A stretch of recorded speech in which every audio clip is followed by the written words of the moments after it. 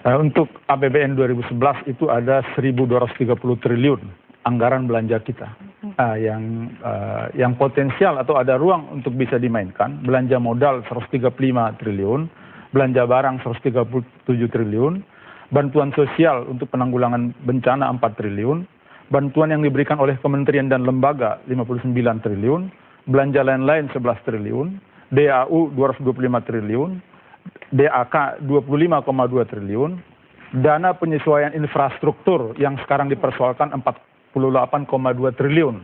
Jadi tidak semua yang 1.230 triliun itu punya ruang untuk dimainkan. Tetapi yang tadi itu punya ruang untuk dimainkan.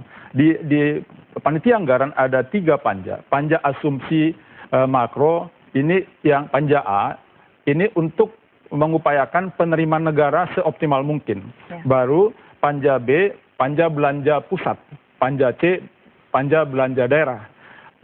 Panja belanja pusat dengan belanja daerah menghasilkan belanja negara.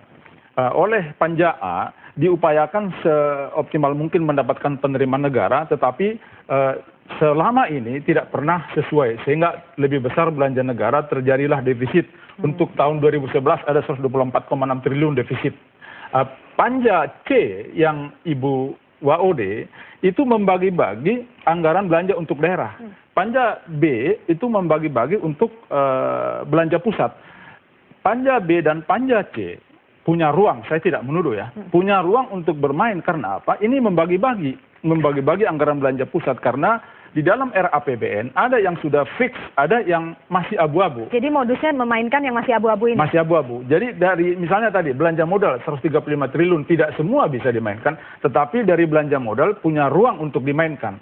Sistem ini memang yang perlu diperbaiki. Memang upaya untuk memperbaiki ini belum ada gitu. Jadi kalau misalnya kembali tadi, kalau Badan Kehormatan mau memeriksa Ibu WAOD, sebenarnya kalau Bu WAOD ini bersih, memang DPR RI memerlukan seperti Bu WAOD.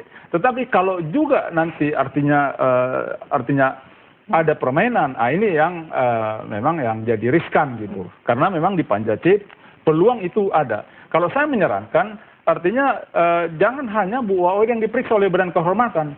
Apa yang dikemukakan oleh Bu WAOD, misalnya ada indikasi, biarpun unsur pimpinan juga bisa diperiksa oleh Badan Kehormatan, karena itu terkait dengan pelanggaran terhadap sistem yang ada. Itu masalah etika juga. Benar-benar nggak ada permainan seperti yang diduga oleh Bu WAOD. Jadi supaya apa? Kalau tidak, anggaran negara, anggaran belanja negara yang 1.230 triliun ini tidak efektif untuk meningkatkan kesejahteraan rakyat. Jadi terjadi penyimpangan-penyimpangan di lapangan. Baik, akankah ini dilakukan oleh BK, meminta klarifikasi dari nama-nama yang sebelumnya pernah disebut oleh Mbak Ode? Jadi begini, kita BK itu bekerja atas dua dasar tolak ukur, ya kan? Pertama, adanya pengaduan. Yang kedua, tersebar di media cetak dan media elektronik. Nah, yang kedua ini permasalahannya kita harus cari bukti sendiri. Nah, seperti yang disampaikan tadi, kalau kita disuruh cari bukti, tentu kewenangan kita terbatas. Kewenangan kita nggak bisa melakukan penyitaan, kita nggak bisa melakukan penyadapan dan sebagainya. Kita hanya bisa menanya, ya kan? Nah, kalau ditanya sudah dijawab, ya selesailah sudah. Karena itu sudah masuk ranah kewenangan penegak hukum. Cuma di sini atas kesepakatan Komisi 3 dengan KPK sudah disepakati, kesepakatan nomor 4, bahwa KPK mulai saat ini itu mulai bekerja, salah satu perintah undang-undang yang diperintahkan kepada dia yaitu kewenangan untuk melakukan pencegahan. Nah, kewenangan pencegahan ini kita undang KPK masuk di dalam Banggar ini, masuk di dalam Panggar ini, panitia anggaran ini, sehingga dia bisa bersama-sama dengan teman-teman kita di Banggar tadi untuk membicarakan yang disampaikan oleh Pak Ramson ya. Artinya apa? Bahwa ini ada panja A, panja B, panja C. Nah, dia bisa masuk ketiga-tiganya. Di panja A bagaimana dia masuk, di panja B bagaimana dia masuk, di panja C bagaimana dia masuk. Sehingga begitu ada dugaan-dugaan bahwa di sini ada terjadi permainan, maka di situ dia bisa melakukan tindakan-tindakan preventif.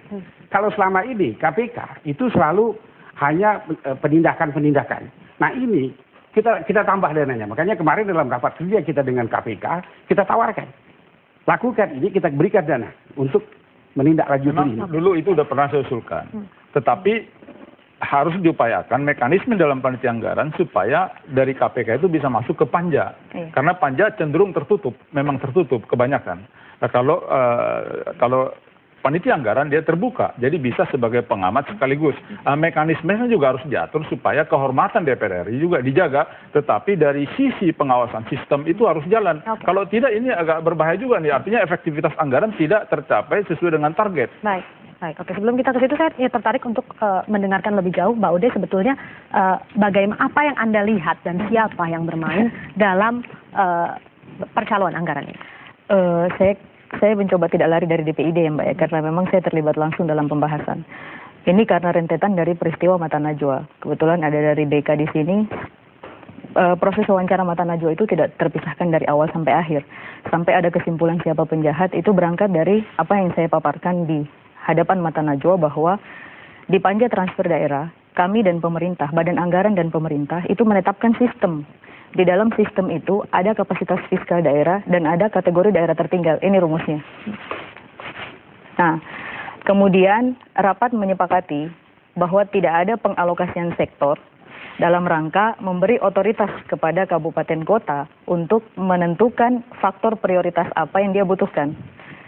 7,7 itu kemudian diserahkan, pagu 7,7 untuk DPID ini kemudian diserahkan kepada pemerintah untuk menentukan alokasi.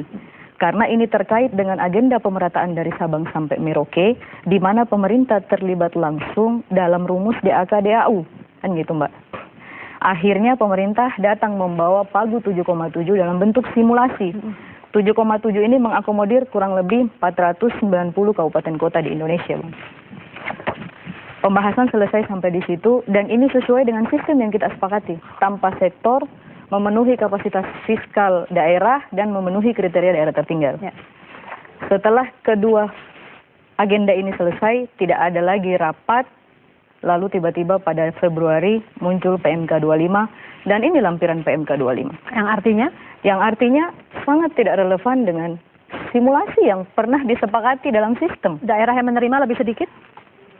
Yang pasti dari simulasi dan lampiran, kehilangan 126 kabupaten kota di Indonesia yang masuk kategori tertinggal, miskin, dan masuk kategori fiskal rendah. Perubahan sistem itu melalui rapat panja atau rapat panitia anggaran? Tidak ada rapat, Bang. Perubahan ini dikoordinasi.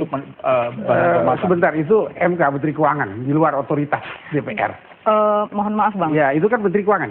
Menteri Keuangan, tapi di pasal 2 PMK 25 dikatakan, Bang, bahwa ini dibuat dan diputuskan di rapat badan anggaran. Ini yang membuat saya agak tergelitik. Saya khawatir bila ada masalah di kemudian hari dengan dana ini, semua anggota badan anggaran yang tidak tahu menau ikut terlibat, dimintai keterangan. Ada berita acaranya nggak? Ada daftar hadir nggak waktu memutuskan itu? Ada daftar hadir kan lengkap, Bang. Notulen rapat juga lengkap. Saya pikir itu bisa dihadirkan. Ini bisa menjadi bukti yang tadi dikatakan oleh Pak Dirman ini. Artinya begini, domain kita hanya domain anggota DPR. Sedangkan tadi yang disebutkan oleh Mbak Waude itu adalah domainnya Menteri Keuangan. Jadi kita nggak bisa kita ikut campur. Nah, masalahnya di sini, kalau memang di situ ada hal-hal katakanlah yang disebutkan oleh teman kita tadi, itu prosedur ya.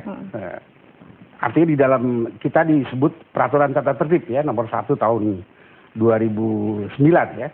Itu bisa aja kita masuk. Tapi kan itu pembuktiannya tidak bisa hanya sekedar kewenangan yang dipunyai oleh kita sekarang.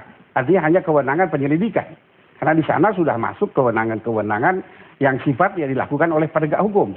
Nah, karena itu kewenangan penegak hukum ini itu hanya bisa kita masuki kalau penegak hukum sudah menyatakan seseorang itu statusnya sebagai terdakwa, baru kita masuk. Baik, oke. Anda sebelum Anda lanjutkan, kita harus kembali break dulu. Nanti saya berikan kesempatan pemirsa tetaplah bersama kami di Metro.